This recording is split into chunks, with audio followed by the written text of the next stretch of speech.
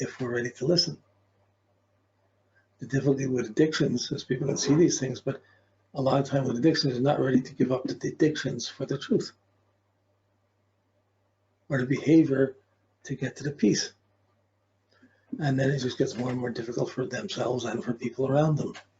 So there's a teaching, there's an evolution, there's a spiritual growth or development that happens from being born, and the development of consciousness. We go through experiences. As we get more and more experiences, we develop our consciousness. It grows a little bit, and we become more and more aware. As we become more aware, we can see more things, but as we become more aware, our sensitivity sphere becomes greater.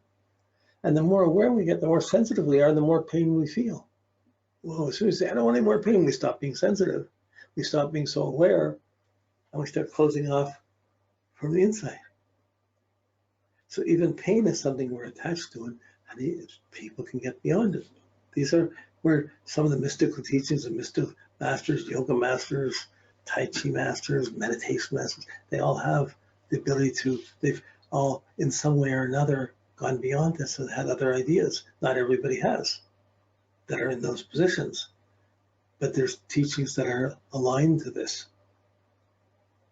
So you could say it's a cosmology, you could say it's a philosophy, you could say there's ways of life, there's belief systems within it, but really the karma of life is what you put out comes back.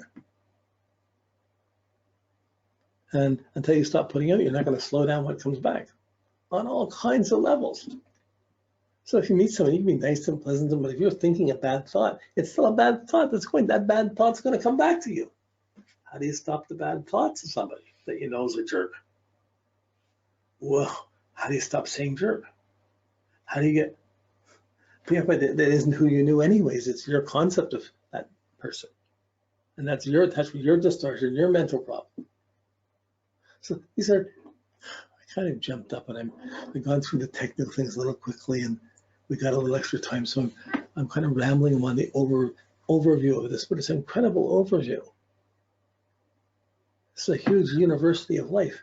You don't go to school and get the first degree or second degree. You get 360 degrees you got to pass. And as you come to know the science is just 12 basic gross generalizations that have teachings within them. When you get to the hexagon, there's 64, a little bit more refined divisions with teachings in them. And there's gross teachings in them too, but it's 64, but it's a little more sensitive. Then you get to the individual degrees, individual lines, you get to individual, you start getting into really unique and specialized focused. But as you start seeing clearly, it's a shock. I remember when I was a young man, I didn't have glasses. And I was walking around, traveling around, and everything was fuzzy, but I didn't know it was just normal to me. Then one day I said, well, maybe I'll go get my eyes tested. And they saw I tested. They said, well, here, you should get glasses. So I got the glasses. As soon as I put the glasses on, everything was so sharp. I realized how much I was missing. It was such a shock. I took the glasses off right away. I wasn't sure. I wanted to look that clearly. I was happy with the fuzz that I was seeing. Now I have to notice so many more things. So my example with the glasses is similar to, these are, the astrology is just a lens of the universe. But it's such a lucid lens, and you see things, then it's going to challenge things, which can be essentially really good, but if you're doing, it can be bad if you're fighting it, if you're running away from it. So the truth isn't told in words. The truth isn't known by what somebody else said or what I said or what you said. So how much do the roots of your life tap into the mystery of the universe? How rooted are you to these teachings? So there's an old European mystical, magical, Kabbalistic drawing where you have a tree upside down. The roots are going up to the heavens and the leaves and that are blossoming downward. And it's kind of like that. These are the roots that go up to the heavens. This is how we got here. These are all pieces of our DNA, of our genetic structure. This is our horoscope, is our matrix in our life. And it can change, but that pattern's going to be there until we change lifetimes. And we have to work with it as best we can, but we can get the points of balance, points of awareness at certain times. Usually we have to work for them. If you haven't worked for them, the points of awareness are usually disenchanting insights, or challenging confrontational things, or painful experiences. You can be sure you're right even when you're wrong. and you can impose that on other people. And that if you impose it on other people and it messes up their life, you're going to have to come back and be reborn, have someone else impose on you and get your life messed up until you get clear with that. You know, so when we look at our life, I'm rambling, okay, wasn't planning to, but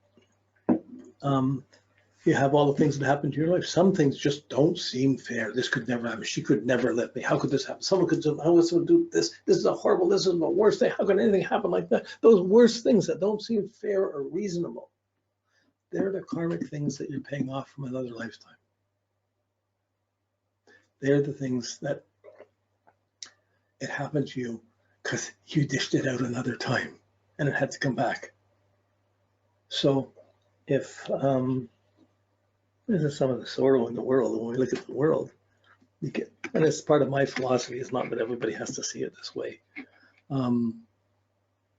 Take the Indian lady and boy who were riding in a bike and riding in a bus, and 5 people came in and raped and murdered the woman and beat up the guy, and 5 guys did this, you know, and the bus driver.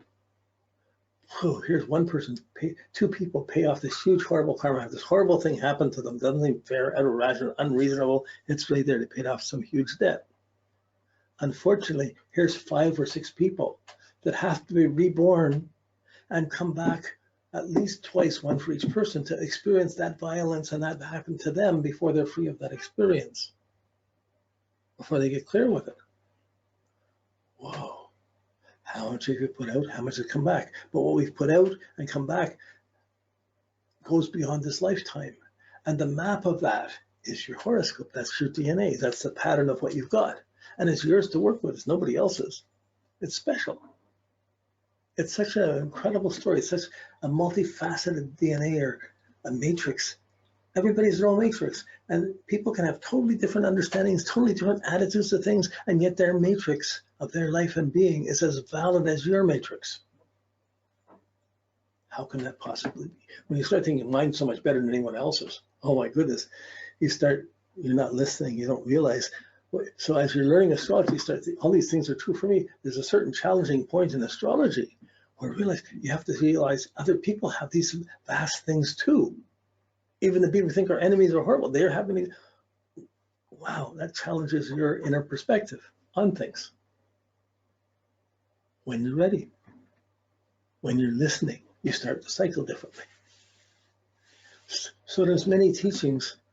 I mean, in many places in Christianity, it's filled with the 12 apostles and the sun god moving through it, the Christ moving through it. You have the Knights of the Round Table, King Arthur, and then you have the 12 Knights of the Round Table. They even carved the Round Table, the signs of the Zodiac, into the earth. They found it structured in the earth around a certain area in England where you can see that's where they built the Sagittarius, where that was there, and they create these lines running through the country, which ley lines they're called, where the country was run by it. So the attempts to put the Zodiac down into life and to run our lives as the astrology or the heavens suggest is a way of elevating our consciousness and trying to live a higher minded way. So this is an eternal battle. It's like, do we come out of our worldly attachments in the houses? Do we develop the higher attitudes of the signs? Can we align ourselves to listen to instead of just using the planets to get what we can out of them, can we listen and align to learn how to listen to the planets and listen to their higher energies and learn to grow and develop these chakras, these centers, these frequencies, these dimensions of consciousness until they get refined and open? Whoa, there's a big path there of what I would call spiritual growth, or growth from the physical consciousness into the subtler and more refined areas.